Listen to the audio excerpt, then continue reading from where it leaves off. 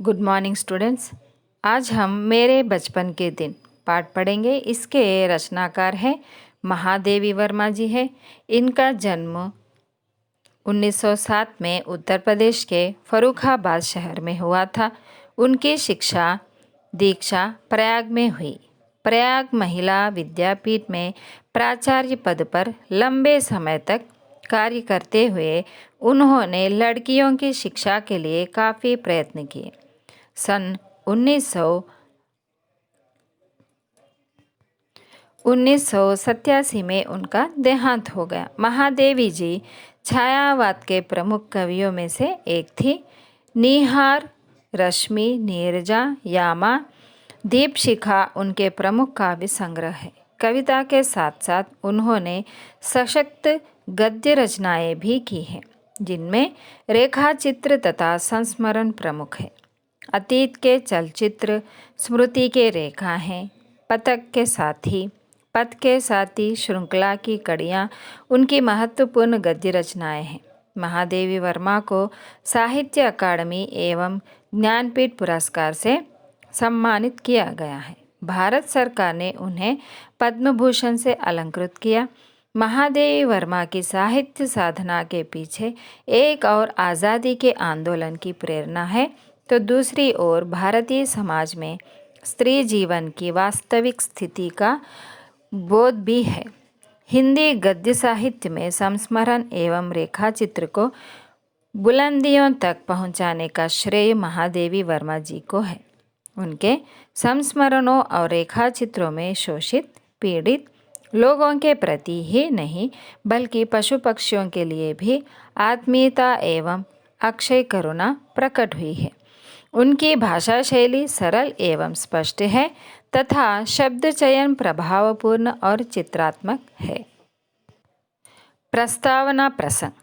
आ चल के तुझे मैं लेके चलूं एक ऐसे गगन के तले, जहाँ गम भी ना हो आंसू भी ना हो, बस प्यार ही प्यार पले। आ चल के तुझे मैं लेके चलूं एक ऐसे गगन के तले, जहाँ गम भी ना हो आंसू भी ना हो, बस प्यार ही प्यार पले। यहाँ पर 3 प्रश्न दिए गए हैं।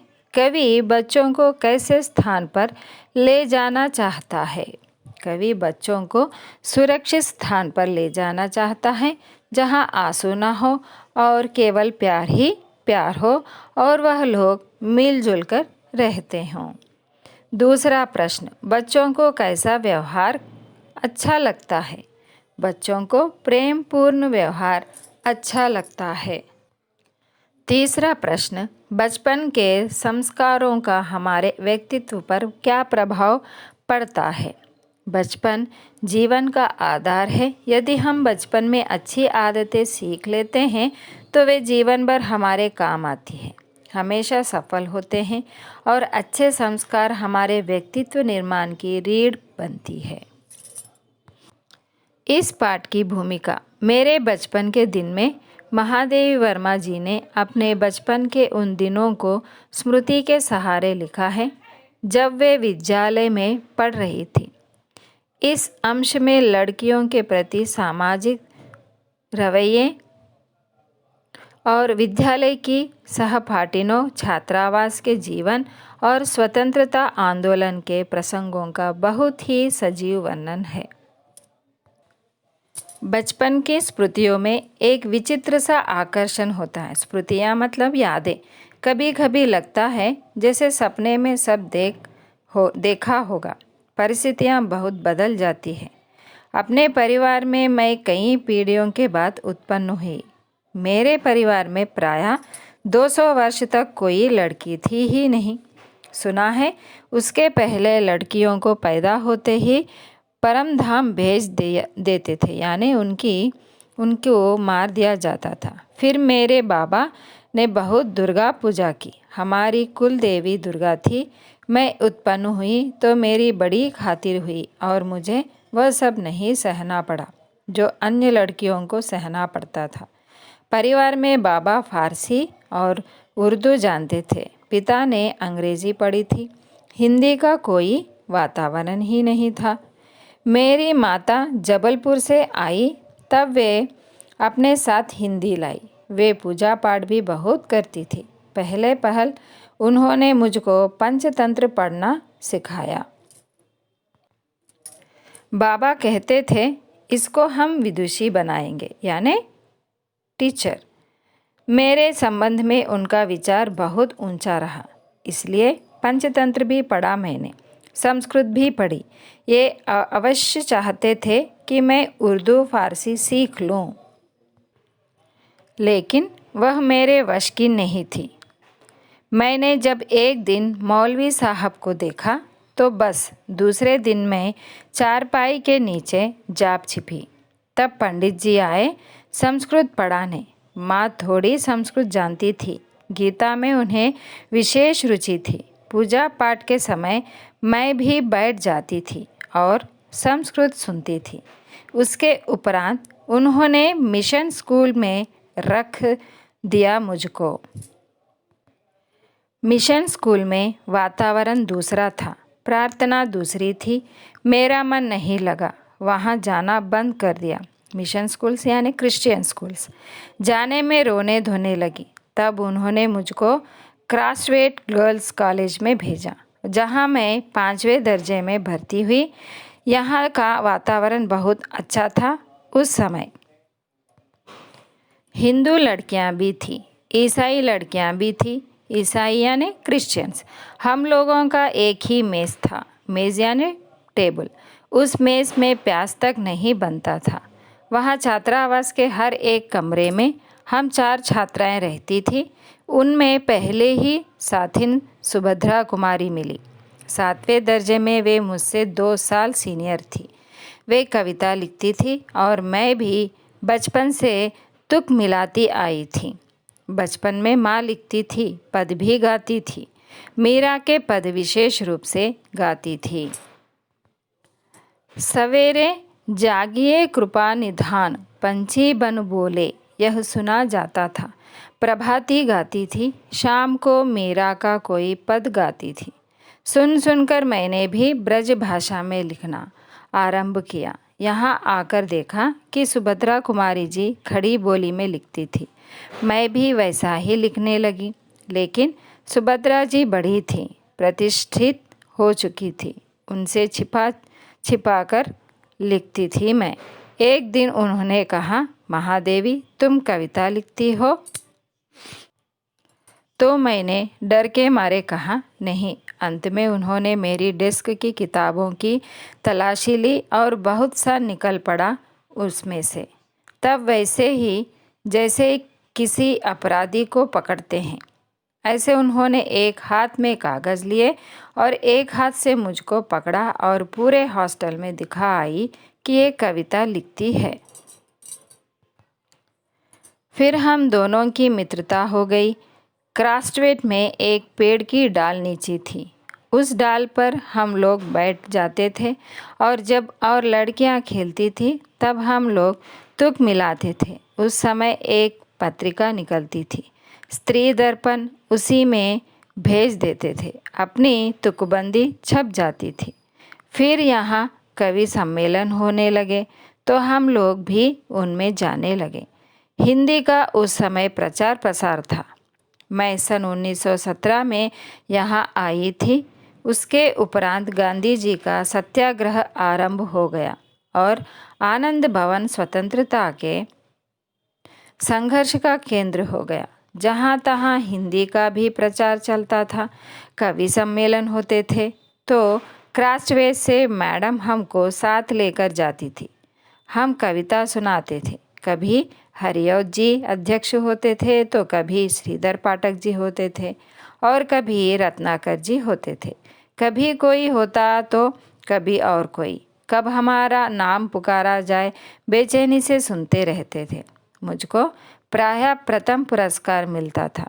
100 से कम पदक नहीं मिले होंगे मुझे। एक बार की घटना याद आती है कि एक कविता पर मुझे चांदी का एक कटोरा मिला, बड़ा नक्काशीदार और सुंदर। उस दिन सुभद्रा नहीं गई थी। सुभद्रा प्रायः नहीं जाती थी कवि सम्मेलन में। मैंने उनसे आकर कहा, देखो यह मिला। सुभद्रा ने कहा, ठीक है, अब तुम एक दिन खीर बनाओ और मुझको इस कटोरे में खिलाओ। उसी बीच आनंद भवन में बापू आए। हम लोग तब अपने जेब खर्च में से एक एक दो दो आने देश के लिए बचाते थे और जब बापू आते थे तो वह पैसा उन्हें दे देते थे। उस दिन जब बापू के पास में गई तो अपना कटोरा भी लेती गई। मैंने निकालकर बापू को दिखाया। मैंने कहा, कविता सुनाने पर मुझको यह कटोरा मिला है। कहने लगे, अच्छा दिखा तो मुझको। मैंने कटोरा उनकी ओर बढ़ा दिया तो उसे हाथ में लेकर बोले, तू देती है इसे? अब मैं क्या कहती। मैंने दे दिया और लौट आई। दुख यह हुआ कि कटोरा लेकर कहते, कविता क्या है, पर कविता सुनाने को उन्होंने नहीं कहा। लौटकर अब सुभद्रा जी से कहा कि कटोरा तो चला गया। सुभद्रा जी ने कहा, और जाओ दिखाने। फिर बोली, देखो भाई, खीर तो तुमको बनानी होगी। अब चाहे पीतल की कटोरी में खिलाओ, चाहे फूल के कटोरे में। फिर भी मुझे मन ही मन प्रसन्नता हो रही थी कि पुरस्कार में मिला अपना कटोरा मैंने बापू को दे दिया। सुभद्रा जी छात्रावास छोड़कर चली गई। छात्रावास यानी हॉस्टल। तब उनकी जगह एक मराठी लड़की जेबुन्निसा हमारे कमरे में आकर रही। वह कोल्हापुर से आई थी। जेबुन मेरा बहुत सा काम कर देती थी। वह मेरी डेस्क साफ़ कर देती थी, किताबें ठीक से रख देती थी और इस तरह मुझे कविता के लिए कुछ और अवकाश मिल जाता था। जेबुन मराठी शब्दों से मिली जुली हिंदी बोलती थी। मैं भी उनसे कुछ कुछ मराठी सीखने लगी थी। वहाँ एक उस्तानी जी थी, जीनत बेगम। जेबुन जब इकड़े तिकड़े या लोकर लोकर जैसे मराठी शब्दों को मिलाकर कुछ कहती तो उस्तानी जी से टोके बिना ना रहा जाता था। वाह, देसी कौवा मराठी बोली, इस तरह वह जेबुन कहती थी। नहीं उस्तानी जी, यह मराठी कौवा मराठी बोलता है। जेबुन मराठी महिलाओं की तरह किनारीदार साड़ी और वैसा ही ब्लाउज पहनती थी। कहती थी कि हम मराठी हूँ तो मराठी बोलेंगे। उस समय यह देखा मैंने कि सांप्रदायिकता नहीं थी। जो अवध की लड़कियाँ थी वे आपस में अवधी बोलती थी। बुंदेलखंड की आती थी वे बुंदेली में बोलती थी।